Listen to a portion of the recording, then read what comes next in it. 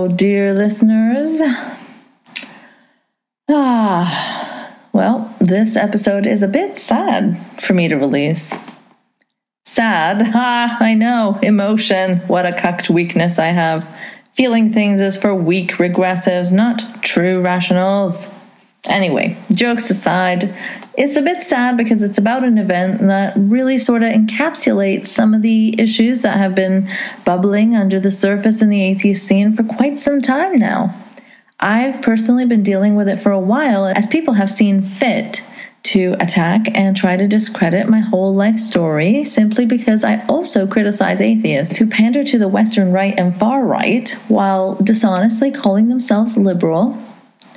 Being an ex-Muslim, a person of color, a feminist, and an immigrant of Muslim background, you kind of get pushed face to face with these issues we're having with a lack of compassion in the atheist scene fairly quickly. And if you don't toe the line or stick to the approved targets, the left and Islam, then you'll be shouted down, silenced, stigmatized, and not win any atheist popularity contests. The easy route is to stick to bashing SJWs, which is the entire left. Stick to saying feminism is cancer, Islam is coming for us all, and it must be destroyed.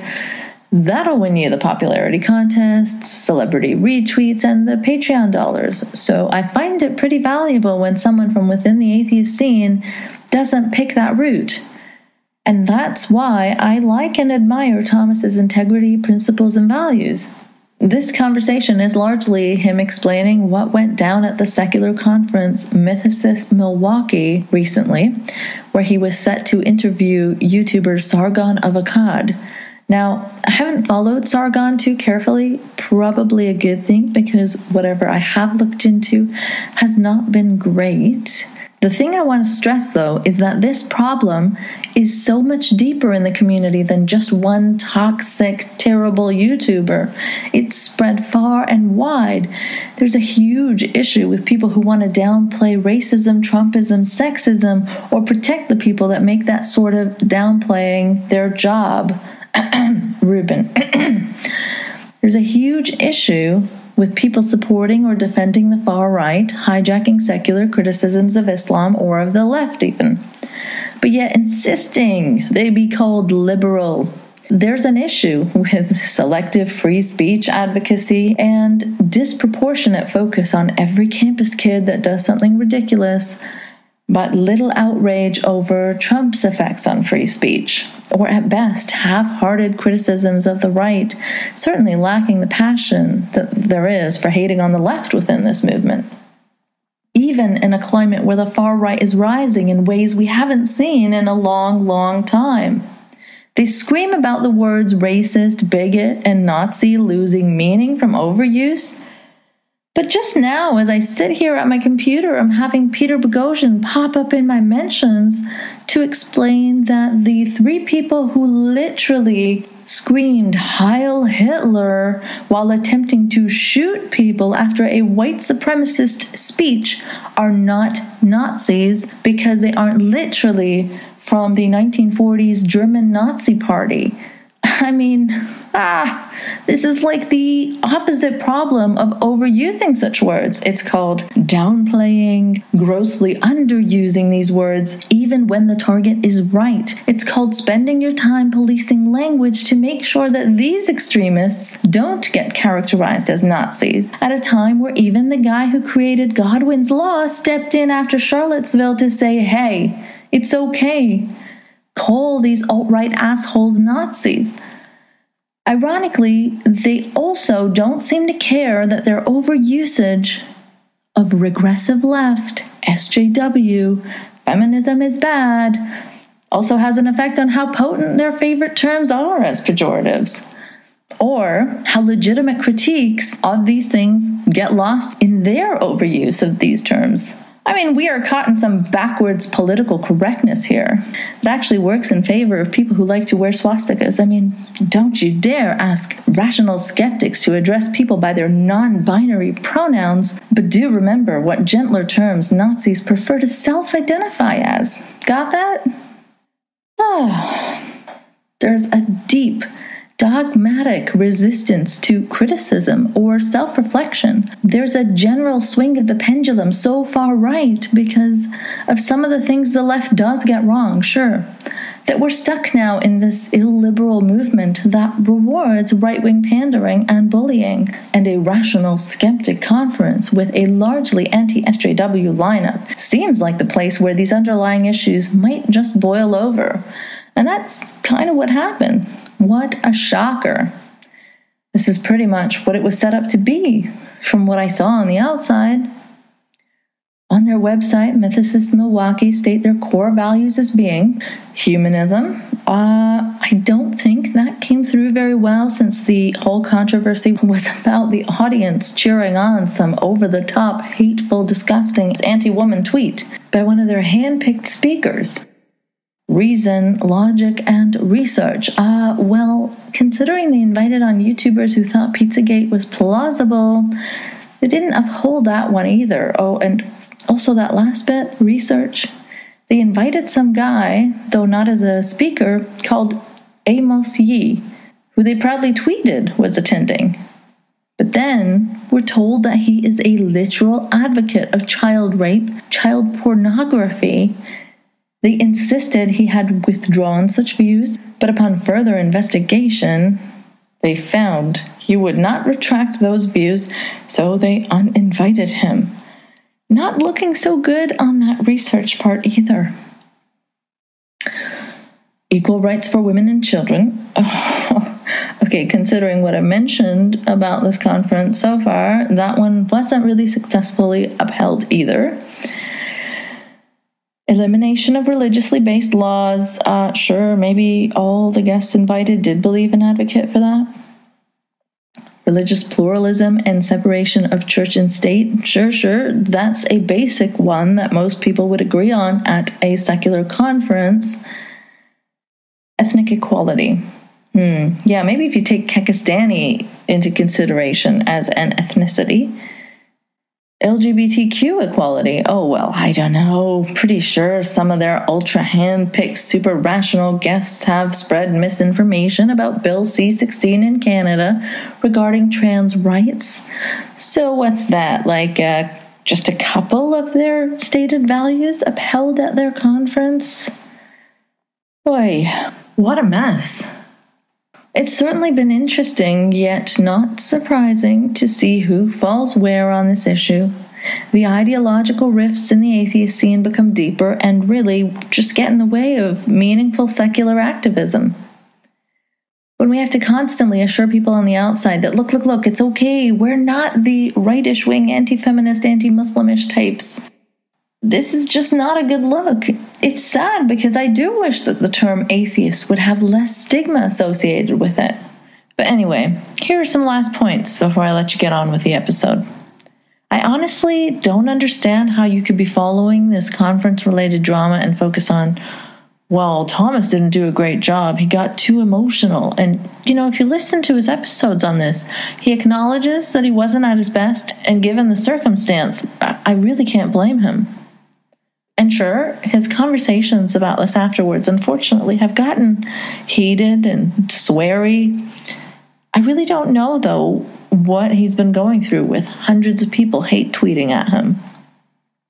And with the organizers simply refusing to acknowledge that what happened on their watch was appalling. I don't understand how you can look at this situation and gloss over Sargon and crew's role as free speech to focus on Thomas. It really says something about the value systems at play here. There are people trying to paint Thomas as some sort of harasser. So let me just say this. Telling Twitter trolls talking shit about you to fuck off isn't the moral equivalent of tweeting at someone, "I wouldn't even rape you," or of cheering after such a tweet. There's complete disingenuousness in the excuses being made for the cheering crowd. It's incredible to see such dishonesty. They simply refuse to see the act that is being condemned here, that this whole damn controversy is about. It's like sticking your fingers in your ears and going, la, la, la, la, la, I can't hear you. I've seen a lot of Oh, but the crowd wasn't actually cheering for harassment. They were just cheering on their guy, standing up to censoriousness or whatever. Look, that's not even the point. The point is the crowd erupted into a cheer after something pretty vile was brought up. A tweet by Sargon which said, "I wouldn't even rape you." They cheered at that. Thomas isn't claiming to know what's in each of their hearts. It doesn't matter. No one's saying that the whole crowd that cheered is pro-sexual harassment 24/7 in their everyday lives. Like, who actually says that they are pro-sexual harassment?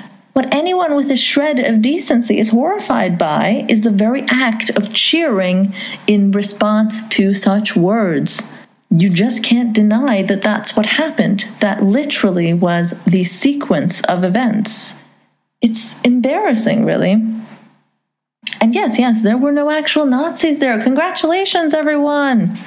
I keep seeing this being touted around as some great point. I don't know who was accusing who of being a Nazi, but I heard Thomas explicitly say that he didn't think the organizers were alt-right. But a case can be made that this speaker lineup and crowd and environment was alt-lightish, and that's the problem. Anywho, that's my summary of things that I wanted to get in, and now for the episode. Make sure that that program doesn't contain controversial subjects, and you're not impolite to people. No, definitely not, Dad. You know me. I'm never, ever controversial or impolite. Yeah. Okay.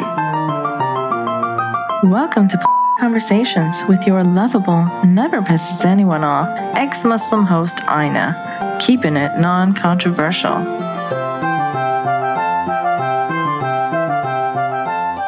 All right, hello, and welcome to episode 39 with Thomas Smith, where we will be talking about what the heck happened at Mythicist Milwaukee. Hi, Thomas.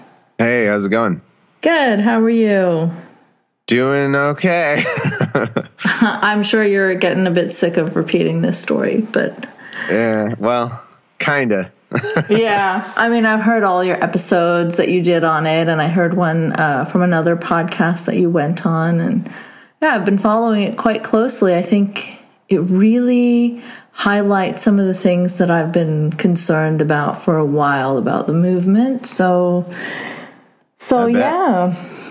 I bet you've had probably way more exposure to it than I have over the past few years. Yeah, it's weird. Being an ex-Muslim, you kind of either attract that crowd or you really upset them. So, yeah. Yeah, that... I think I can't remember who told me it, or if it might have been you, but yeah, that they're a fickle crowd.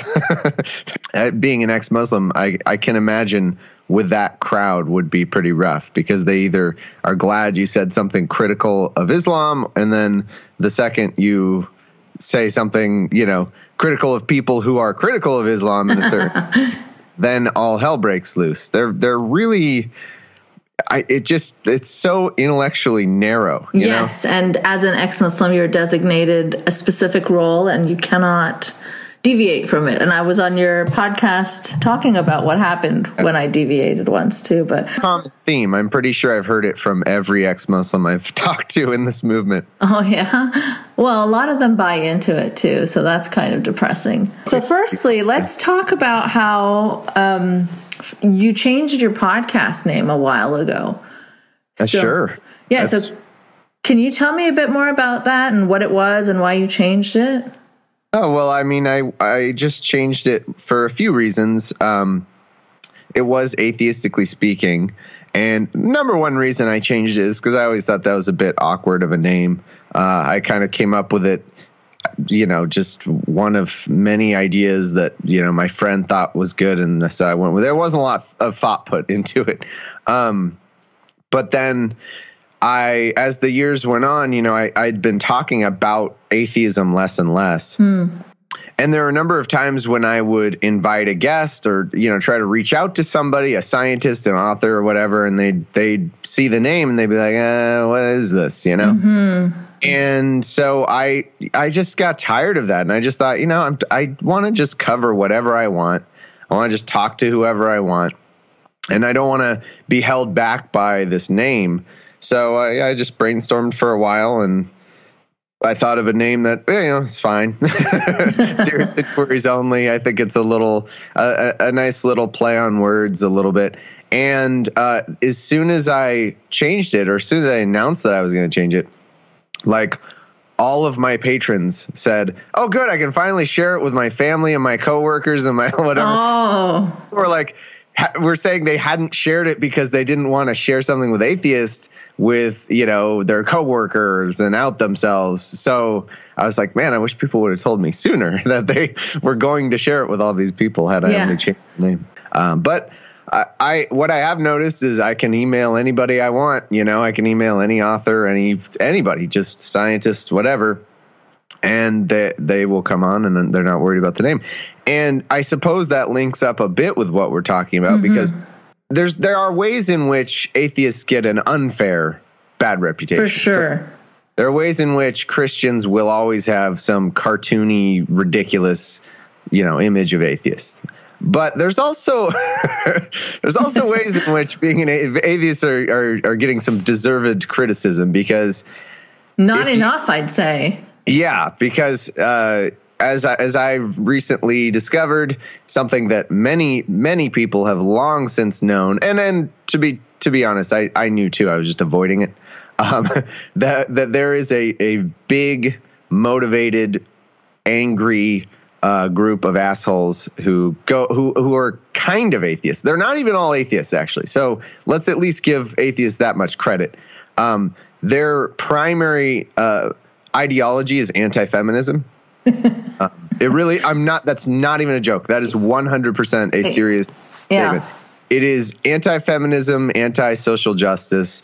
It is an ideology for them. Yeah. And it is more important than anything else. This asshole I talked to, Sargon, on stage, he had Christian fans there. Okay, so this is what happens when you're you're an atheist that only bashes on Islam and immigrants, and you don't really end up having any friction with right-wing Christians. You're using all their talking points, so they're going to love you. So you do drag in some of that. And that also is why so many atheists are fans of Jordan Peterson.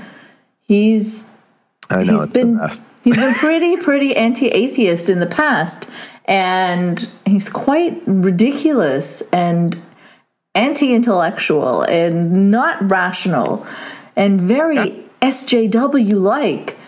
And again, I'm blanking if you and I have talked about this, but all you have to do is ask him whether he believes in Jesus. Right, or God. He won't give you a straight answer. He's railing on postmodernism. Oh, everything's postmodern now. It's all meaningless. And then you ask him, well, do you believe in Jesus? And he goes, well, what is truth? Are things that are here? Would you say that means love is a storyline of truth? The archetype. On this, archetypes are truth in a certain sense. Just goes off on this total postmodernist nonsense rant the minute you ask him about Jesus. Right, and that gives his fans cover to say, oh, but he's not really a Christian fundamentalist, because everything is not really what he means. Yeah. You mean postmodernism? Right. But this is a sad thing, because I do think in some ways that atheism shouldn't be so stigmatized, and it really breaks my heart to see the movement becoming so toxic that there are really legitimate reasons to criticize it and not want to share things associated with that word. I've seen really good atheist accounts take the word atheist out of their names because they just don't want to be associated with that. Now, especially on Twitter, because it's almost a signal. If someone has atheist or skeptic in their name, unfortunately, and I know this isn't fair to a lot of people who are perfectly cordial online, but when you are dealing with Twitter harassment and just nonsense and spam of the same idiot saying the same stupid thing at you day in, day out, which I am now facing, which I'm sure you've had for much longer than I have. You start to notice that they're all the same dude. Like they're all the same dude with.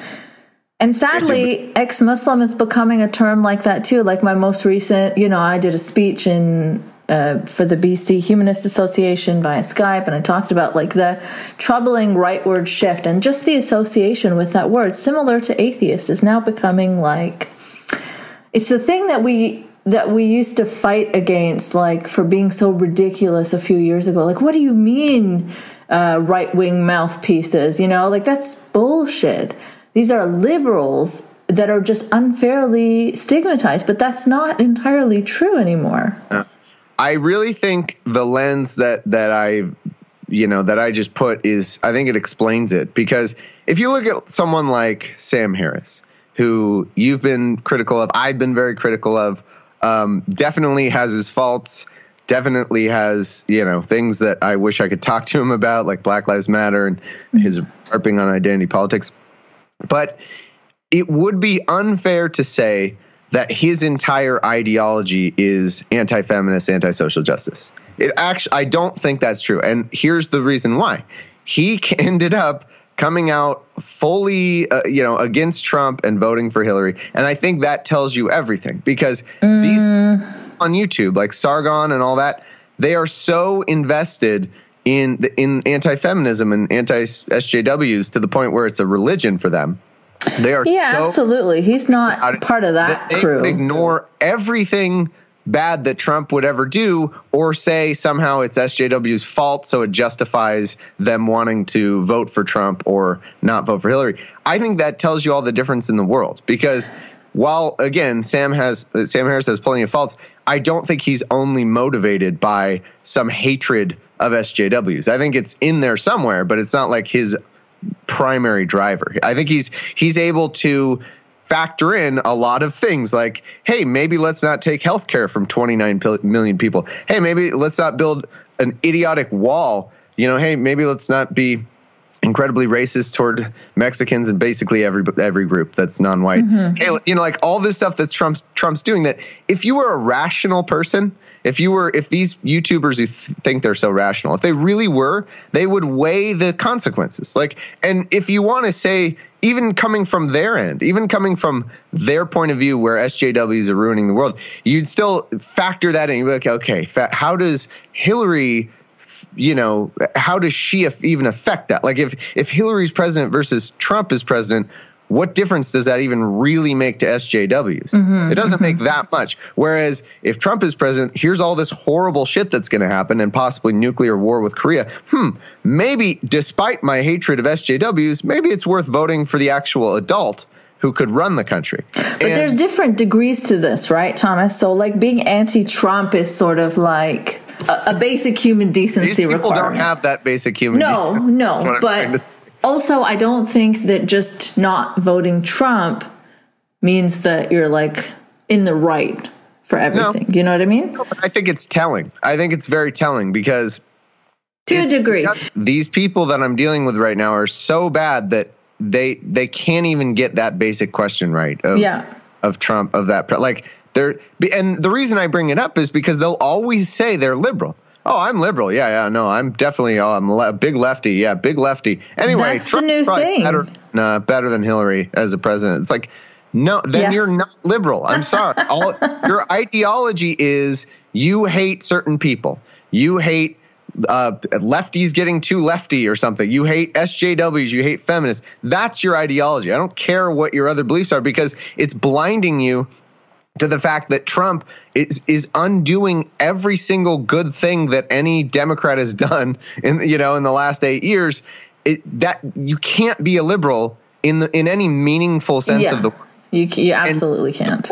Support that. It's nonsense. And I heard you say something like that to Sargon in the video of the Mythicist thing. I don't remember. And he was like, "Oh, you've just takfired me from the left. I can't be a leftist," and blah. And it's so funny because it's reminiscent of like how conservative Muslims spin feminism. And they're like, oh, well, anything can be feminist. Even niqabs can be feminist. Well, no, things have definitions. Like, you can't be anti-woman feminist.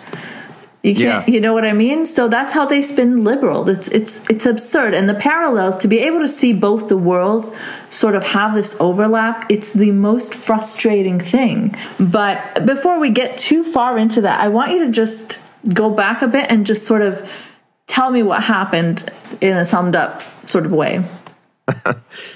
Well, I was born. Not that far back.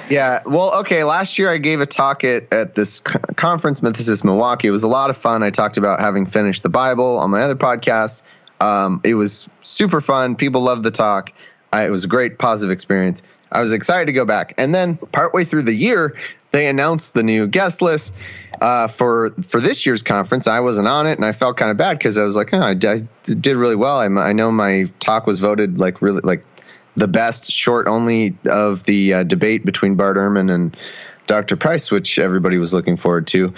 So I was a little disappointed. I was like, I don't know what's going on there. And then I come to find out that like the group took a bit of a alt-light turn, I guess, like a bit of a sort of feminist hating, SJW hating turn, I guess. Maybe last year they'd kept it quiet or something, or kept it, and then this year that was sort of being the main driver of the group, is this attitude of anti-social justice. And they had Dave Rubin initially, and this was where I was. That was your first clue.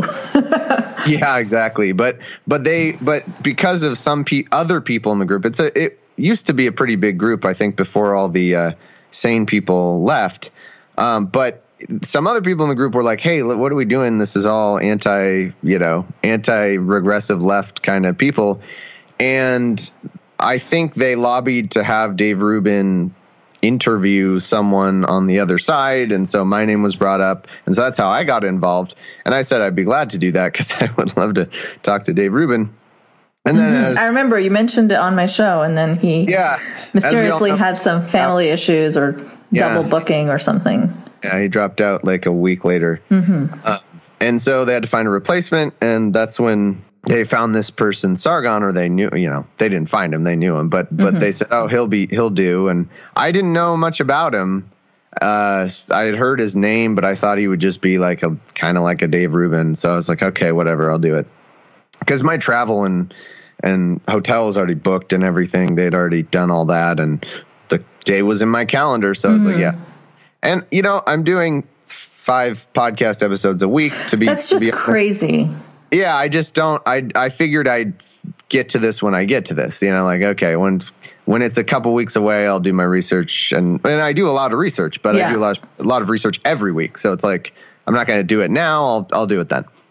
Yeah, but you sort of like had an idea, right, about what kind of person Sargon was. I think we talked about, I don't know him that well. I've luckily been sheltered from the YouTube world as well, but the more I get to know about him, the more troubled I am. I've had very limited interaction with him. My only interaction with him on Twitter was once where he was blaming SJWs for linking milk to white supremacists, except it was so dishonest because the thing that he was pointing to was actually white supremacists linking milk to white supremacists. It was their conspiracy theory, not SJWs. This was nothing to mock SJWs over, but of course. That's exactly I'm not familiar with that, but it happens to exactly go along with everything I've experienced of him, where it's a misconception that he then yells about, and stirs up anger. It's just anger. I mean, this community of people is mainly anger at feminists and except I thought emotions were like weakness. Right, exactly. That's the one emotion they ignore. Anger at feminists is fine, but any other anger is a sign of weakness. Anger at racists and misogynists is unacceptable. Anger at disgusting things people say, that's weakness somehow. But anger unless it's a Muslim person saying it, then it's really different. That makes sense. So, no, I didn't know much about him because I know enough about the YouTube world to know that I don't like it and I don't care. I just have avoided. I stick to podcasting because it's, there are great people on YouTube, don't get me wrong, but there's also a horrendous, underbelly of disgusting misogynists on YouTube. And so I just kind of avoided it, and I was like, whatever, he's a YouTuber. I thought he would just have bad ideas. I wasn't expecting, I didn't know that he would have been so abusive to people online, and would have said, feminism is a mental disease and stuff, and like every feminist has just stuff. Meanwhile, he also talks about like how the left is into collectivism, and he's all about the individual, but he's happy to generalize the left, feminists. That was, I would summarize my debate as such. I mean, with him, it ended up just him blaming me for everything SJW, who I don't even know, did. So that's cool. But anyway. Yeah, your group. I heard a lot of that. I'll play a clip of it. I didn't know I had a group. It's kind of cool, I guess.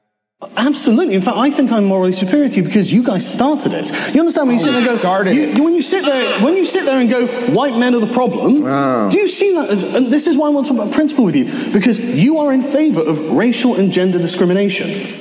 The thing is that a lot of these like straw man positions of the extreme left that they use to characterize the whole left with, there's a lot of people on the left that also disagree and dislike and criticize those, including you and me. Like, we've had a lot of disagreements with the left. Yeah, they act like Dan Arrow is our king, and like we all worship at the altar of Dan Arrow. It's like, I like Dan Arrow as a person, but I argued with him on my show for like 2 hours. I disagree with him a lot. Oh, yeah, I disagree with him pretty much. All the tweets I see, I'm like, oh, why? Yeah, and like, not to pick on him, but like, we disagree, but all of a sudden, for collectivist Sargon, we're the same person, and it's so stupid. But anyway.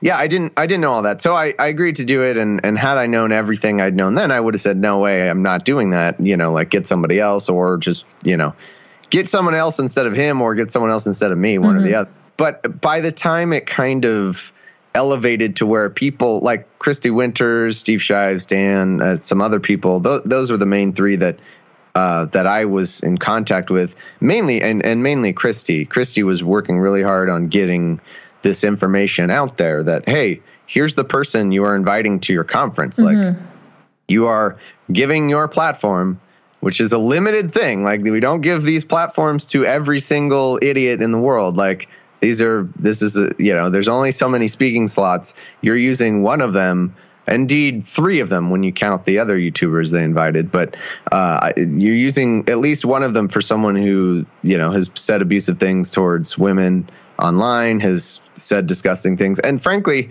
that's what his thing is. Like, there's not a whole lot of substance beyond that. It's just yelling about, Marxism. Well, it seems like most of the speakers were like from the anti-SJW side of things, like, except for you.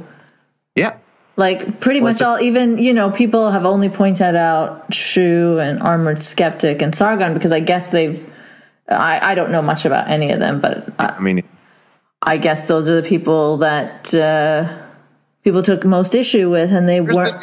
Here's the extent of my knowledge with this armored idiot. Is he made a video apparently saying I set up my voicemail in order to collect bad stuff on Sargon or something, Mythicist Milwaukee, when if you searched for 5 seconds, you could see that I set it up like a year ago or something. Yeah. Nothing, it's just, this is why they don't deserve a platform. They don't do the most basic of research. They don't care. It's not skepticism at all.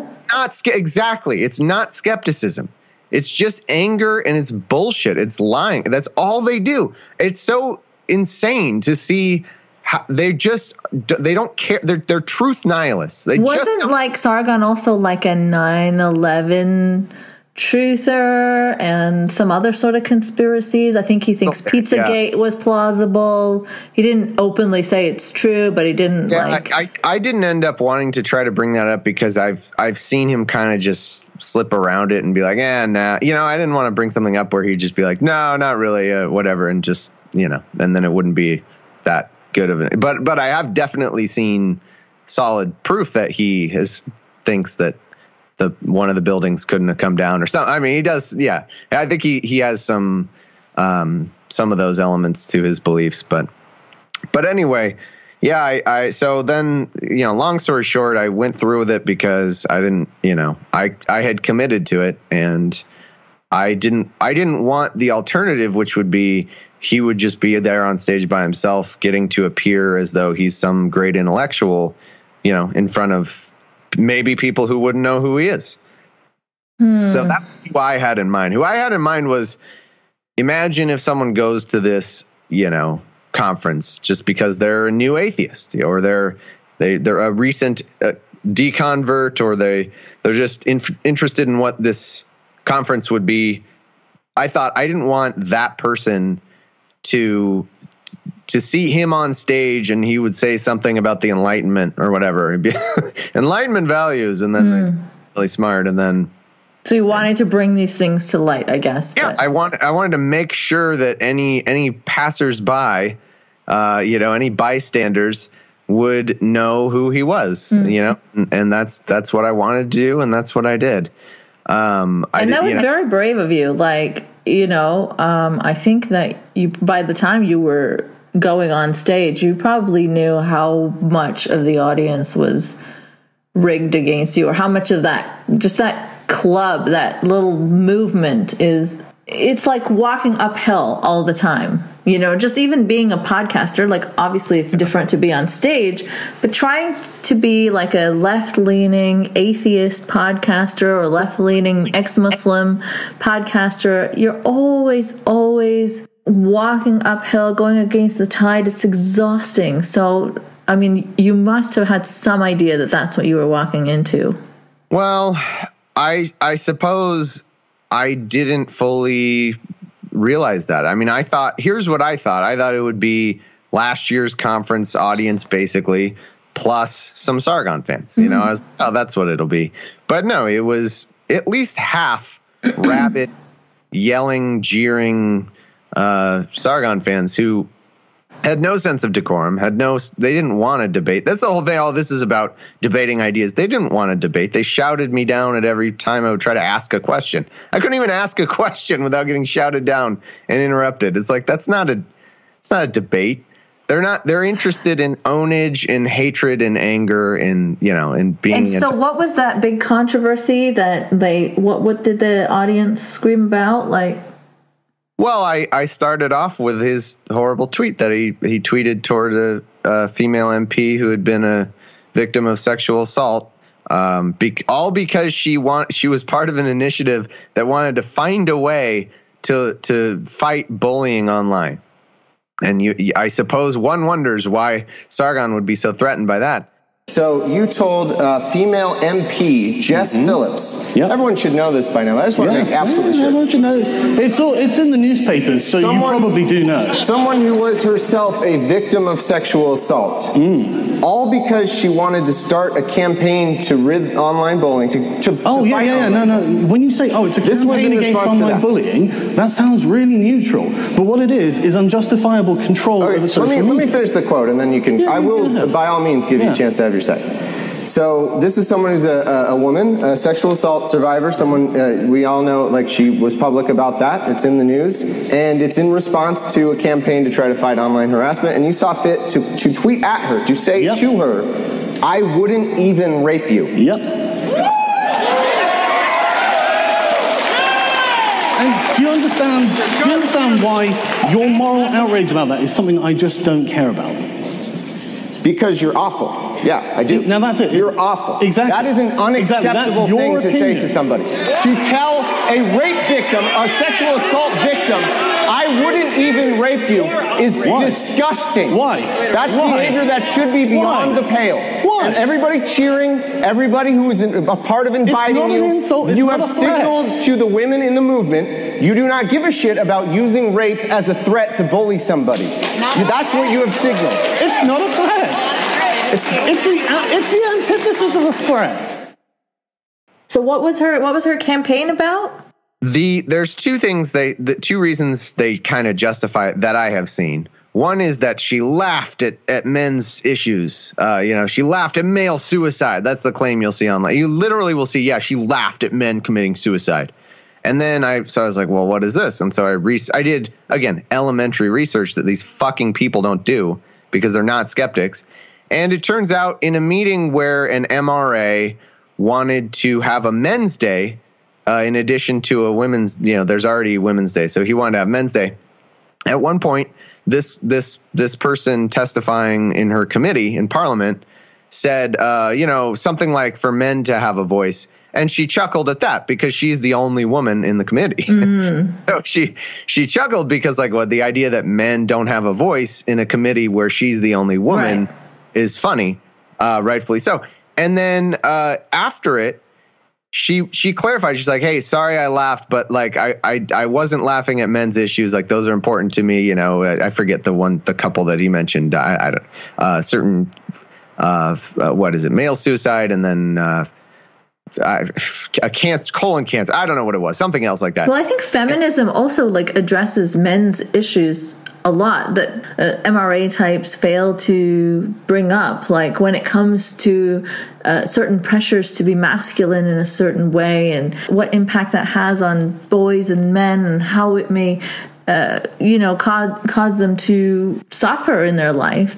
I think that's a very big men's issue. So I don't think any feminists really would be against, bringing attention to issues like men's suicide, but that they put them on polar opposite ends, whereas feminists only care about women's issues and wouldn't give a shit about men, when that's not at all true. MRAs, actually, their movement seems to be based on just owning feminists or harassing feminists rather than actually trying to advocate for men's issues. A lot of the time it seems like that to me.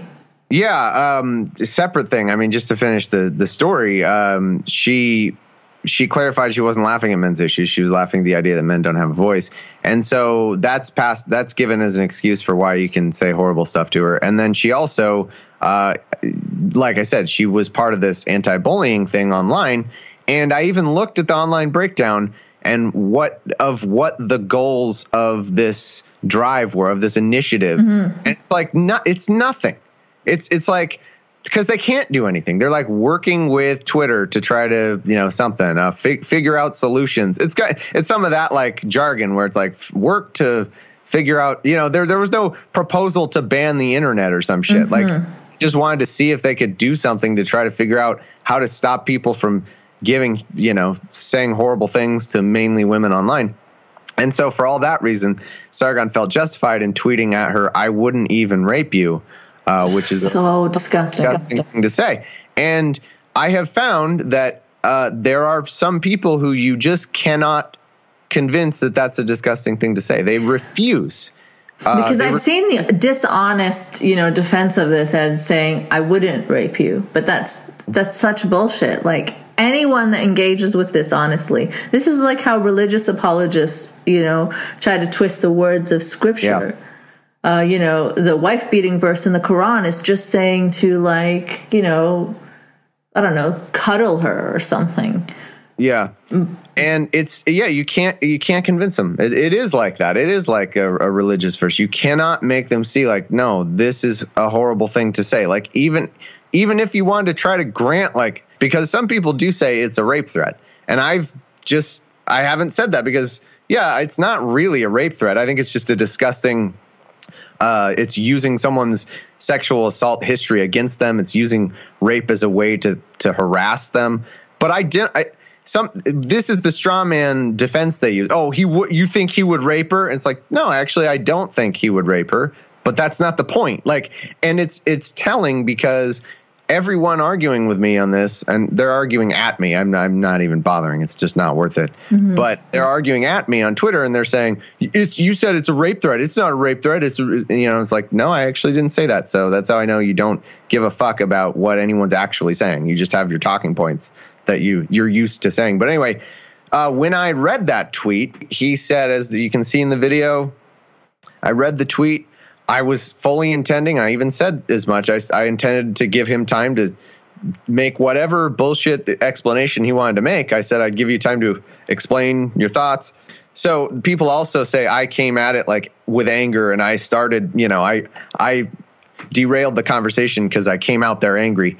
And if you watch it, it's actually, I think that's a false memory that is a result of When I actually got angry was when the crowd cheered at this tweet. So I read the tweet. He said, "Yep." Didn't even offer an explanation. The crowd roared at this tweet. Yeah, I saw that. I was really appalled. Like, how does a crowd full of people all just not care about the fact that these are horrible words to say to she's a sexual assault victim? Yeah. It's just... they cheer. It was a good half the crowd, and it was loud, and it was right in front of the stage. They all were right there in the first several rows, his cheering section. And that's when I got angry, because that's fucking disgusting, and I'm not going to stand for it. So that's what derailed the interview. Had no one cheered, I might have gotten a little heated, because I still think it's a disgusting thing to say. And had he made excuses for it, I would have argued back and said, well, sorry, that's not an excuse, for these reasons. But I was not expecting that. Like it's absolutely fair to say, I miscalculated. I never dreamed that an audience would cheer before he even said anything. They would just cheer that tweet. And I lost it, because that's fucking bullshit and it's disgusting. And I yelled at the audience. I yelled at the organizers for, like, this is the crowd you're getting. If this is the conference you want to have, this is the audience that you want to have. This is sort of like Twitter come to life. The toxicity of Twitter come to life. Twitter or YouTube comment section. It absolutely is. It is the YouTube. We all say in conversation, like, well, YouTube comments, you never look at YouTube comments. This is YouTube comments. Yeah. These people are the YouTube comments. And you're having a conference that is the YouTube comment section. You certainly have the right to do that if you want to paint it in those terms, because sometimes people do, as though I'm taking away someone's rights. You have the right to do that, but it's bullshit. And why would anyone want to participate in that? Like, if you want to have an alt-light YouTube shitlord convention, have at it. It's bullshit. No atheist who cares about people, no humanist should go to it. And it's not even intellectually interesting, because in addition to cheering sexual harassing tweets, which is, I can't imagine wanting to be around that behavior at all, as just a conference goer. Like, I would never want to be around that. In addition to that, as I alluded to earlier, they didn't even let us have a debate. Like, they just jeered the entire time. They interrupted. I saw that, yeah.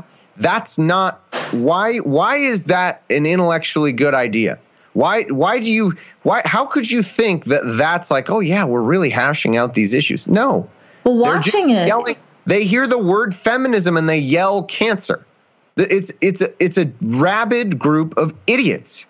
Why would you want that to be your conference? Well, anti-SJW-ness is sort of that's what it is, right?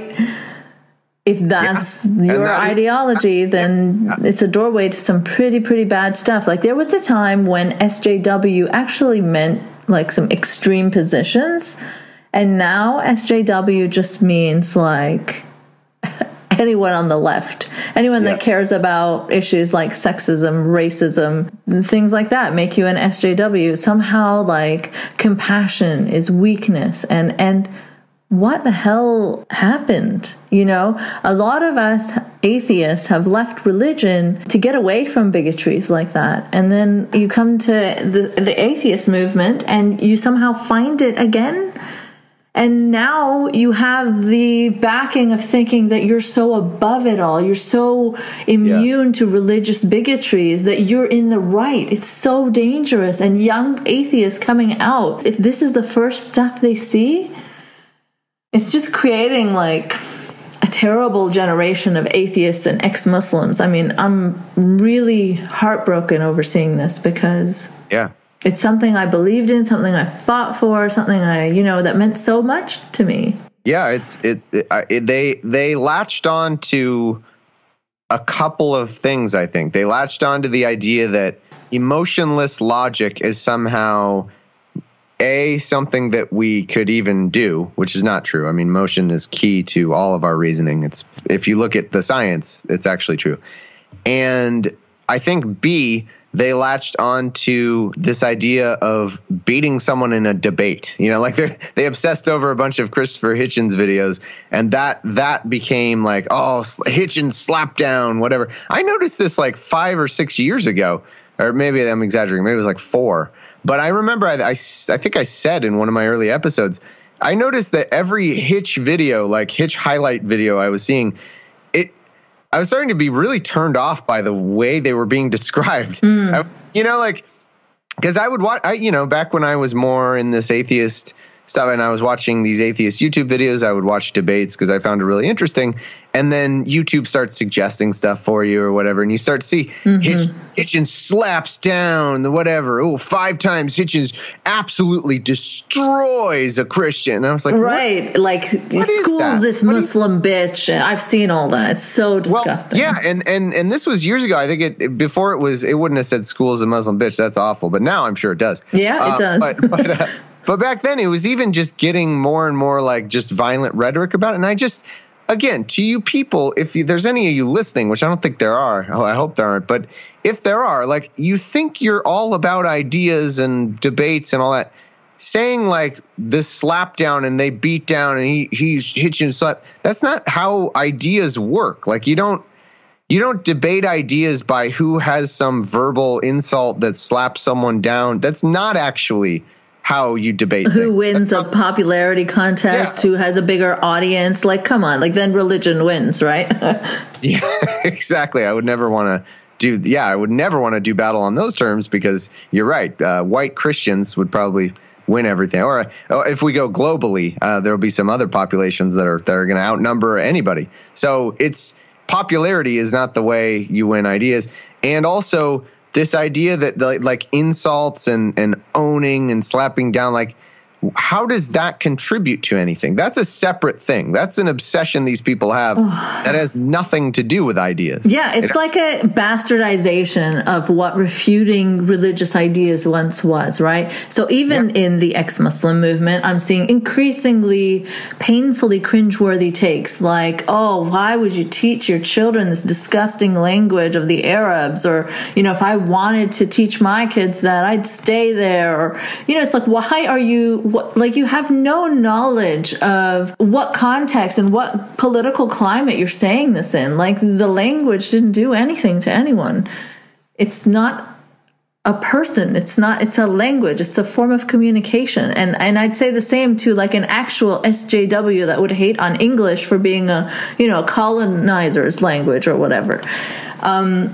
Yeah. Or like takes like, Islam is worse than Nazism. I saw an ex-Muslim tell a Jewish woman, an agnostic Jewish woman, who was like, oh, I'm kind of not like digging your meme about the swastika and the Star of David and the cross all like in the dirt together. They're not the same. Oh my God. And, what my community's been through is pretty awful. So I really don't like this meme. And they're like, oh yeah, well, Judaism is worse than Nazism. What? I don't know where we're headed. Like, I love criticizing religion, but if I'm at a point where I'm like, whoa, what are you doing? We're losing all perspective. It's not about just owning or whatever, Oh, by the way, I heard you get called racist a lot when I was listening to your talk with Sargon. So I hope you're not actually a racist now, because that's how the word works, right? Yeah. In addition to him being completely collectivist against me, even though he said I was the collectivist, in addition to him holding me accountable for a bunch of stuff other people have done, he also, in the debate between the SJW and the anti-SJW, who do you think would cry racist more? Because you'd be wrong. I never called him a racist. I don't even think I said the word racist unless I was addressing the fact that he had just called me a racist for the 10th time. I got called racist nonstop during that. All because so you're a racist now, right? That's how they radicalized you? Yep. No, it's a joke. These people are so fucking sensitive. They think if anyone calls them a racist, then they'll be ostracized from society. Well, you called me a racist a bunch of times, and I'm doing fine. So it doesn't matter. Like, I think what matters is what you say. If you say something racist and people call you racist, maybe people will not like you. Right. Because you're a racist. But yeah, that was all about me acknowledging. And again, here's what I said. I said that freedom, because what he wants, he's a status quo warrior. A term someone else coined that wasn't me. It's brilliant. I love that term, by the way. It's so spot on. Is perfect. He's a status quo warrior. He wants status quo because he thinks everything is fine, and any differences in representation and CEOs and police deaths, police shootings, whatever it is, he thinks it's all deserved. It's all because of merit or choice or something else. And I don't know how he knows this. I tried to ask him several times, like, if you look at the arc of history, where do you think we are? Like, if you look, okay, women couldn't vote 100 years ago or so. And then now, like, here's where we are, where there's 5% of CEOs, Fortune 500 CEOs are women. Like, do you think that's the top of the arc? Like, that's justice? We're fully, and he can't answer that. And he wouldn't even let me, again, throughout all of this, he wouldn't even let me set up questions. Like, yeah, I saw. There was just no talking. No. It's pointless. So, I'm amazed that you sat through all that. I know. I should have left the minute they cheered. I almost did. The minute they cheered sexual harassment, the first thought was like, I'm out of here. I'm out of here. I'm not going to do this. And then I thought for a second, I was like, fuck, I don't think I can do that. All right, I guess I'll keep going. Yeah, well, I really admired your attempts to try and bring up rational conversation, to point out the most obvious things, the most obvious injustices, and just appeal to their humanity. But, it didn't work out. But I do really appreciate that you tried to bring up things like intersectionality, where you're not going to get a positive reception. So I don't know how I would have responded in that. Let you define a word. They don't even let you define a word. I asked him to define intersectionality, and it was some gobbledygook. He's like, "Oh, it's a Marxist system of whatever of control and all this." I was like, "What?" It's not a definition. Okay, so I do understand some criticisms of the way intersectionality manifests in discourse.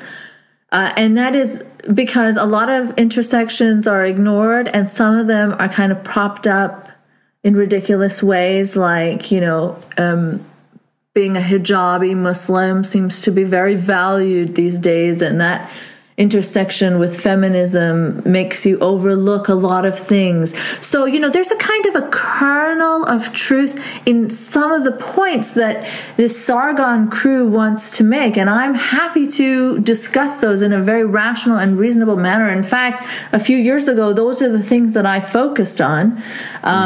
My criticisms of feminism, my criticisms of the left, because I really didn't find the right very relevant or even really a threat. I thought everybody just thinks they're not to be taken seriously. But now, as they become more and more legitimized and grow in power, especially the far right, I think it's time to shift our focus a bit from the left. Kidding. Also, you're in Canada, so you're lucky. Yeah. I'm sure you're aware our president is a far-right nut. Yeah. And not only that, this is something that maybe you don't know. I mean, maybe you do, but like the right controls every single branch of government. Yeah. Controls something like 30. Oh, what is it? I want to say 38 governorships. It's in the 30s. So a majority, I think probably a super majority of governorships, and almost every state legislature. The right, they control everything, and here we are talking about the left that gotten out of hand. Yeah, the left gotten out of hand. It's like, right. Can you let like an SJW become president before you talk about how the SJWs are ruining the whole world? Like the way they talk, you would expect that every single person in position of power is some SJW. Right. Even Obama, Hillary, none of them were close to being SJWs.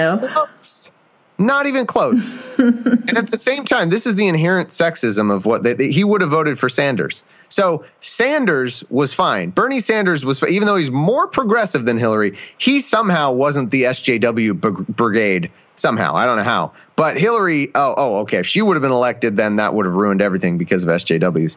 I don't know how you make that calculation unless you're somebody who just doesn't like women. I really don't. Like how would Bernie not be everything SJW that Hillary was, and more. He's more progressive. You guys having a far-right president, like you're one of the most important countries in the world, that affects all of us, right? So even though I'm in Canada, I've seen a difference in the political climate here just because of the stuff that's seeping over. You know what I mean? I had a journalist, a Canadian journalist on recently on my show where we talked about the rise of the Canadian far right. And that's something that not many people talk about because it's not as visible, and Canada's sort of romanticized as being so much better right now than the US. But we're having that problem too. Yeah. I hope it's not as bad. But no, not at all. Right. Every country has a far right. Right. But you know what? I never heard about it in Canada before. I've heard about my friend's mom get spat at because she was speaking in Hebrew. My parents were yelled at by a person for the first time. Every country has racists. Every country has a far right. I mean, that's just people. That's humans. I think. I mean, even. But you can see the difference with them being emboldened. Is what I'm saying. Yeah. Oh yeah. I totally agree. I think that it has allowed people to feel more comfortable saying disgusting things that they previously wouldn't have said. Right. Certainly. So when we talk about status quo warriors, I think we have to realize that the problem within the atheist movement is so much bigger than just Sargon. Like, find me someone who is not, and I'll find you people calling them a regressive. Oh, yeah. No, I would agree. I'm not. So are you saying that you think it's the majority? Because I would agree that on the spectrum of shitlords, on the shitlord spectrum, or if you're a John Oliver watcher, John Oliver's become my favorite show. He's been great, yeah. It's so good. The Hitler Hanks. I haven't seen the recent episodes, so if that's recent, I must have. Yeah, it's a recent episode. It's the Hitler Hanks scale of people, where it's like from evil as Hitler and then as great as Tom Hanks. So on the Hitler Hanks scale of shitlords, I mean, not everybody is going to be full shitlord like Sargon and these YouTubers, of course. Of course not, yeah. There's a spectrum of people who, there are people who are trying their best to promote social justice and not even ways, just like basic not hating feminists and not hating people of color ways. There's those people, I would certainly count, and I'm not the arbiter of this, but in my opinion, I would count, the god awful movies, people like Eli and all them. For sure. Yeah. And there are people who are legitimately center left. And I don't mean center left in the way that's becoming almost a joke, like, oh yeah, I'm a centrist, and then it turns out you just hate people on the left. But I would put I don't know what your opinion of this is, but I would put like someone like Seth Andrews. Like he at least tries to signal that he is a feminist. He supports Black Lives Matter.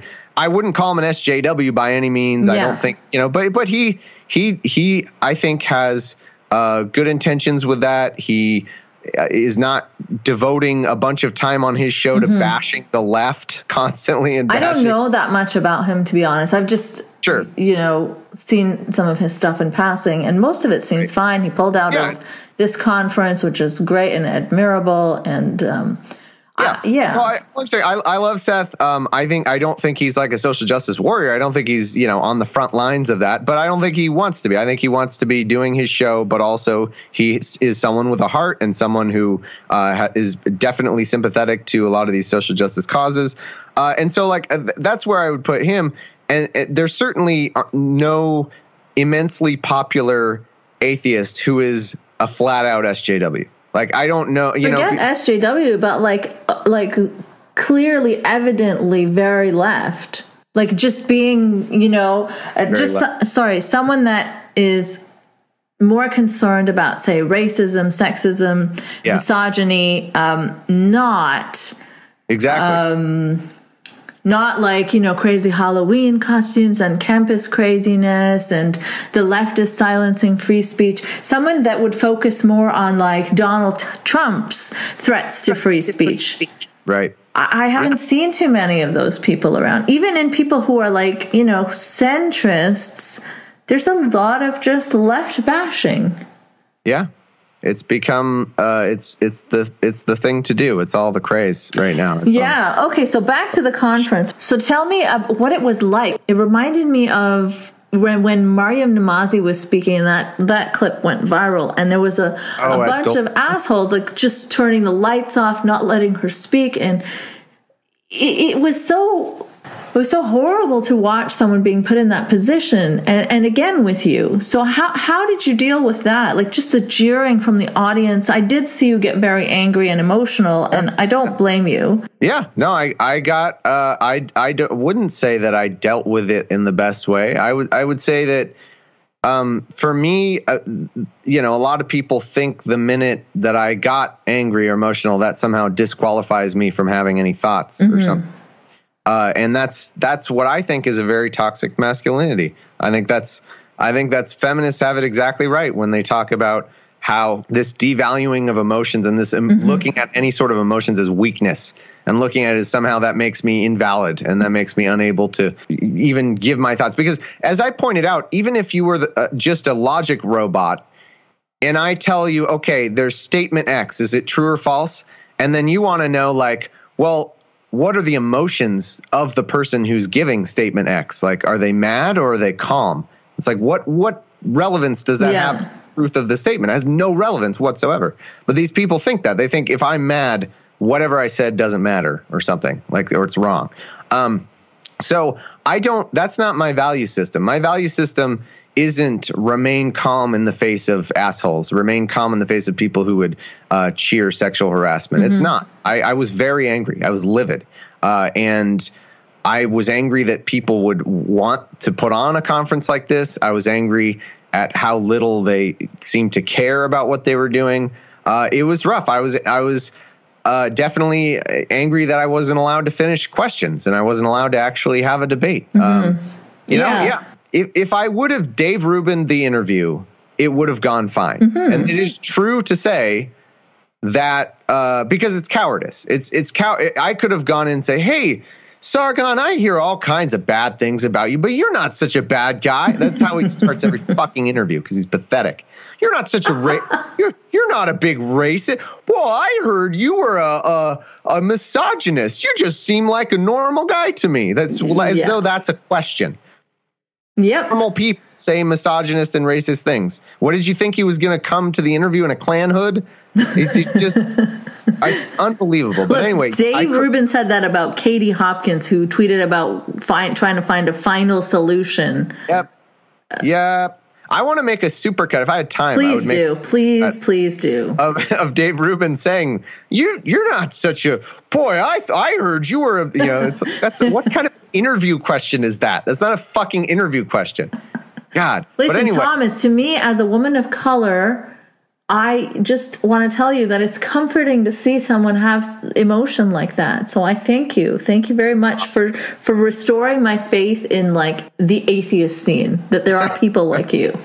I appreciate that. I mean, I really do. And I really do believe it. Like we should be angry at these people. We should be. And I still had plenty of questions. I didn't yell at him. I didn't yell at him really much at all. I yelled at the audience more, but I still had questions for him. I still made some point. Like I think I put up with a lot of bullshit. Black Lives Matter part. Like toward the end of the interview, when we started talking about racism and policing, he had nothing. I still did all that. I was mad. I didn't do my best. I certainly didn't perform my best because it was a fucking bullshit situation. But I tried. I got some points across. I skipped like pages of my notes because of how it went, of getting derailed and not being able to finish a question. But I don't know. I didn't do that great, but I tried. I think my anger was valid. I would, if I had it to do over again, I would yell more at the audience probably.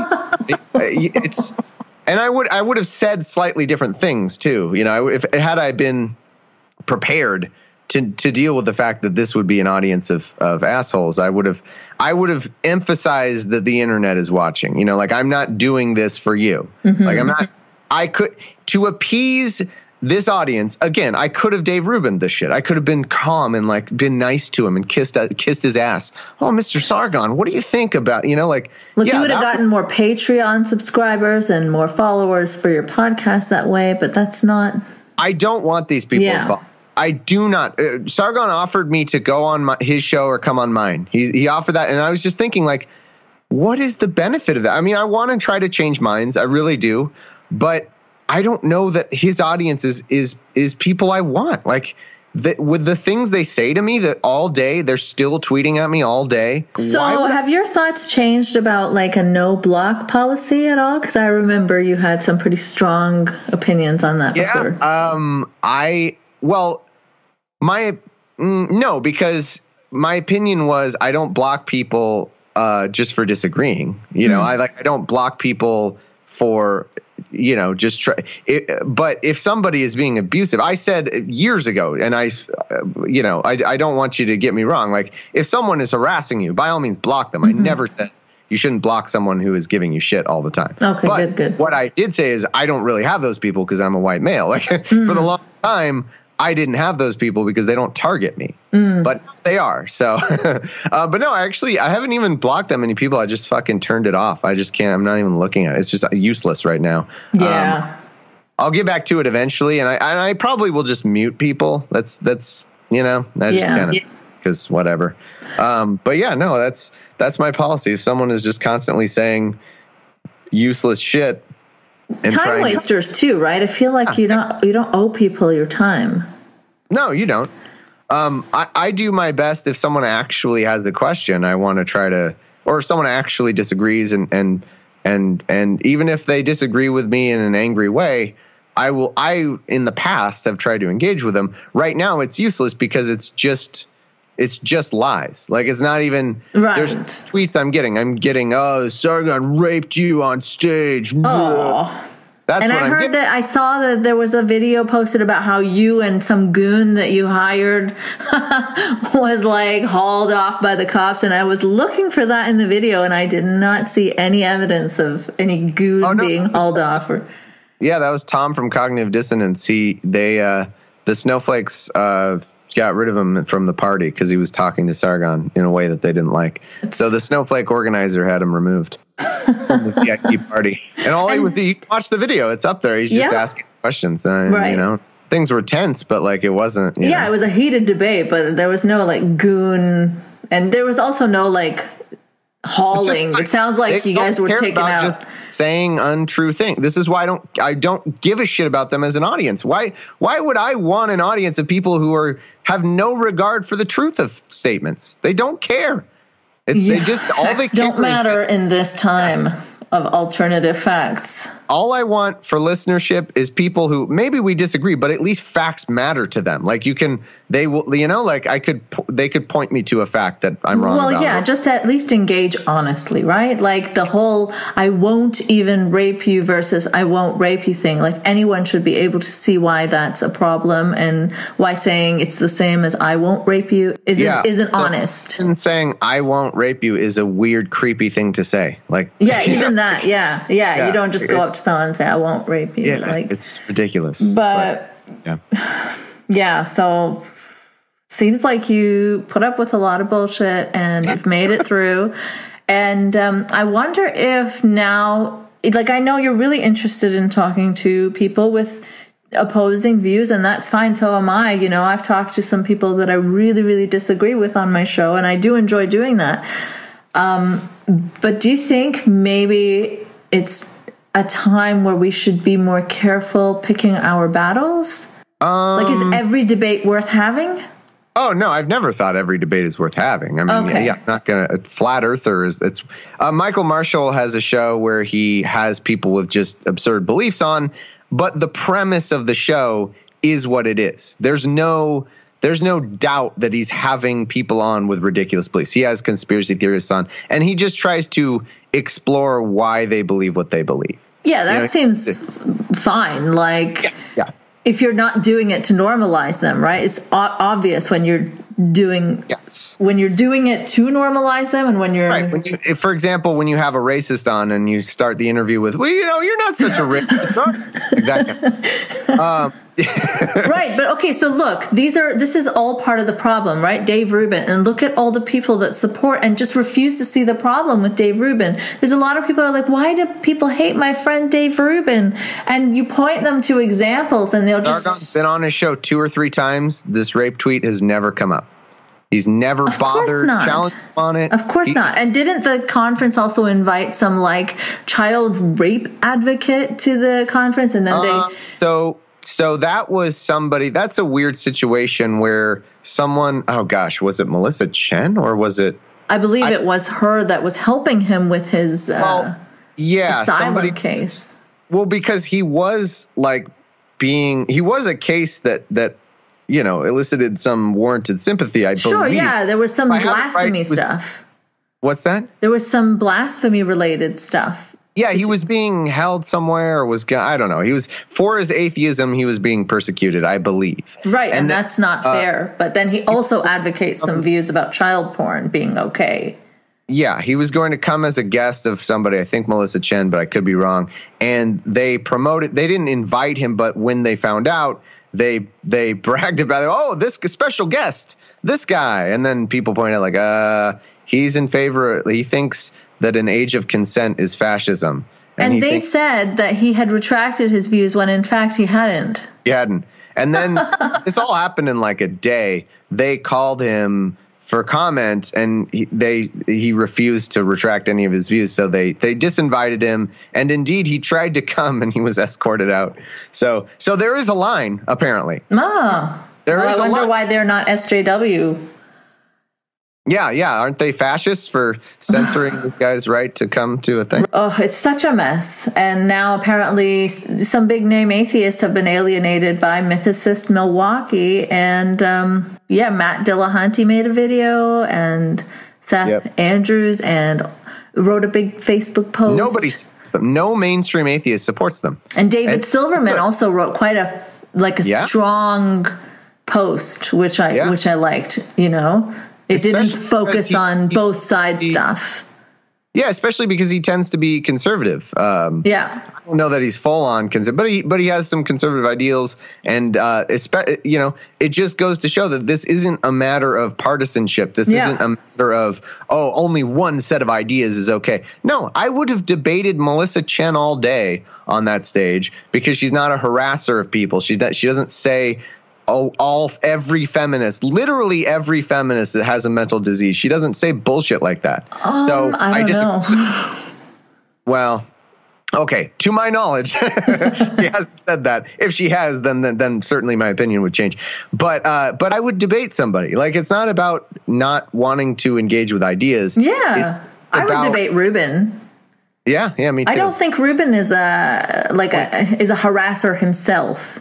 No, I don't think he is. I think he doesn't mind harassers, which is pretty awful in itself. But I do think that he would let you speak. He probably wouldn't be honest, but I think Rubin is just an opportunist. I think he saw a way to make a lot of money, and he's taking advantage of, like, when he had Milo Yiannopoulos on, and it blew his ratings out of the water. Like, it just was his most rated. That was one of his early videos that got so many views. Yeah.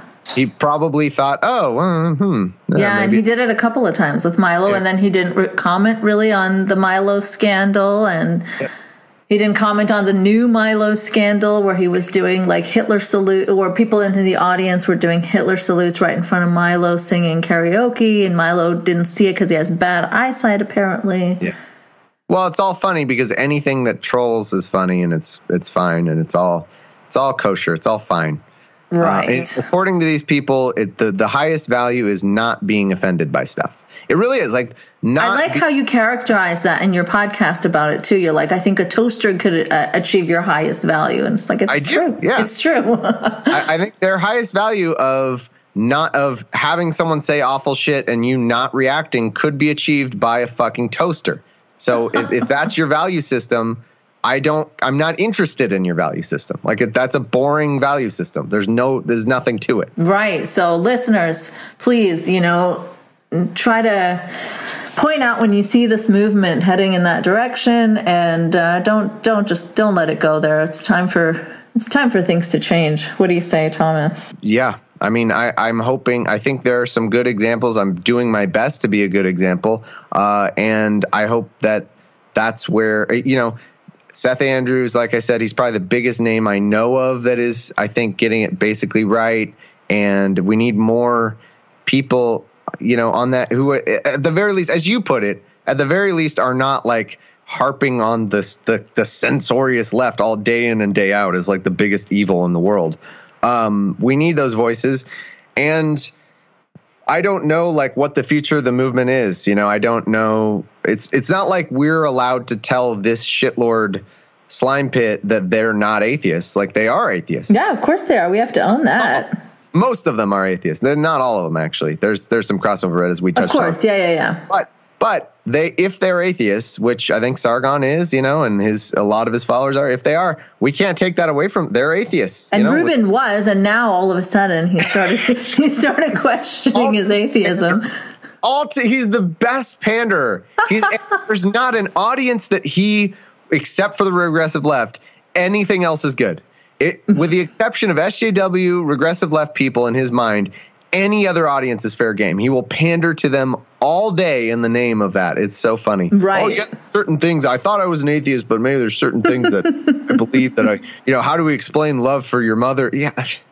Come on, really? You're going to give us like not even A-level Christian. Yeah. And didn't he say he was like cornered into saying he was an atheist a lot of times? Like, what the fuck? So ridiculous. Okay, well, I've got to run. So. All right. Thank you so much, Thomas, for coming on again. And I could have talked to you for a whole other hour about this, but we're running out of time. Thank you so much for having me on, Ina. I really appreciate it. And it was a pleasure. Yeah, always a pleasure speaking to you. I'm sure we'll speak to each other many more times. You've actually been there for me a lot of times when, I've been going through some awful shit. So I want to thank you for that. There was a time when like a whole bunch of Reubenites went after me and tried to question my legitimacy as an ex-Muslim because I'm too left-leaning and not anti-Muslim enough.